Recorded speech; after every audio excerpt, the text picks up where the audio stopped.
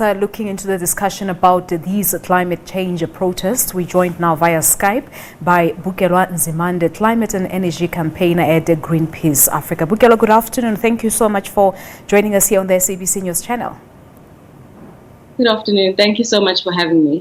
All right, so on Friday, we know that a teenage environmental activist, Greta Thunberg, joined some demonstrators outside the Swedish parliament for this global climate protest. Is the message about climate awareness really hitting home? Is it receiving the necessary attention it deserves? I think that's a very key question considering our context and as Africans, and how for the longest time the climate strikers in Africa and even in South Africa have been ignored, even as they've joined numerous strikes and them themselves calling for action within government. I can absolutely say without a shadow of doubt that it's not being given the urgency that it's supposed to, and not especially from the leadership, the people who are actually supposed to be securing this future for the youth. It's also not being taken seriously, even at a policy level. So there's more that could actually be done, not around awareness raising, but about decision making that recognizes that we are actually in a crisis. And the climate crisis exacerbates so many other crises that we're already experiencing. But why is this the case? Why is there no political will to actually look into this matter? Yeah, your mention of political will is spot on. The fact that the science has told us a lot of these things, the fires that we're seeing, the droughts, the endless I guess, lashback from, planetary systems that have been eroded and degraded, some that can never be recovered. That has been clear. That has been written in the books. We've heard about it. We thought we wouldn't experience it in our time.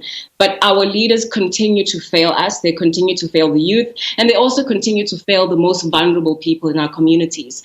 And for as long as they don't take action, for as long as they don't set a pathway that is saying, we recognize that we are in a crisis, it's going to get worse, it's going to impact African countries, and it's going to impact South Africa in particular in ways that we haven't imagined, and them to begin setting policies and regulations that align and will actually see us taking a different route to where we are. I mean, when you're looking at energy and our energy portfolio, the fact that we're still so invested and deeply entrenched in fossil fuels, which is coal for us, which we know is a driver of global warming or global heating as we know it, and the fact that there's still more coal that is proposed, it basically just says whatever that the government commits to, it actually doesn't play out to action, and that is exactly what the youth are calling for, and that's why we stand in solidarity with them. But I think again, what's the reason for all of this? Why are we, not on board when it comes to climate change? Is it perhaps lack of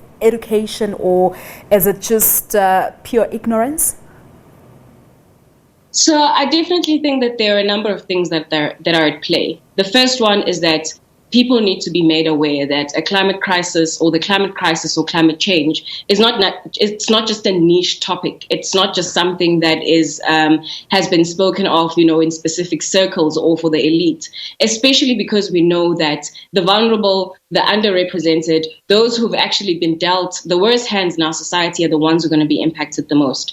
So it's one, really getting them to understand that this is how they're going to be impacted. One, to get backing and support from the ground. However, really where the decision is and where we'll start seeing change is if government basically makes decisions that are for the people. And what that will do that as well is that more people will start talking about this. The fact that we are having this conversation is already a start, that media is shining a light to these kind of issues and connecting it to the people. And we need to make sure that we package it in a way that it resonates with our people. It resonates with people who have been flooded and who actually don't have a bigger understanding of the grander systems, and so that we are actually helping them to understand that. But again, most importantly, the fact that our politicians need to do the right thing. The vested interest that we've seen, those things need to step back. The fact of putting polluters and profiteers above people, it's still part of a ploy to basically make this seem like it's not a big of a crisis than it is, when it actually is. Yeah, indeed. And in terms of the 2015 landmark Paris climate deal that sort of asks both the rich and the poor countries to take action to curb the rise in global temperatures, where are we in terms of that particular point? Yeah, so South Africa has signed as a signatory to the Paris Agreement. And we have our own nationally determined contributions, which is basically saying, in alignment with the Paris Agreement, this is what the country is going to do. This is the pathway that they're going to follow. However, when you look at that and you look at our climate change white paper, and when you look at our energy policy, which is the integrated resource plan, those two need to speak to each other for them to actually pave a path, one for investments to come in for renewable energies, for people to be better supported. And the climate action that the strikers and actually the broader climate change activism movement is asking for is that we've seen the policy environments. We've seen South Africa being represented at these amazing bodies and signing treaties that look perfect on paper. However, it is really time for the rubber to hit the tar, for actions and for plans, in our municipalities, in our provincial, national governments, to align themselves ever so closely to those policies. And even then, we question, are those policies ambitious enough? Are they able to basically achieve what the Paris Agreement wants to see, which is keeping global temperatures below 1.5 degrees? Absolutely not. There's more that could be done, and we need to see our government stepping up. So as you say that these treaties look very great on a piece of paper, but the implementation thereof is still a challenge. What needs to happen? Obviously, as we said earlier, firstly, there needs to be that political will from the political leaders so that policymakers can also be influenced going forward. So are we seeing light at the end of the tunnel when we talk about climate change here at home?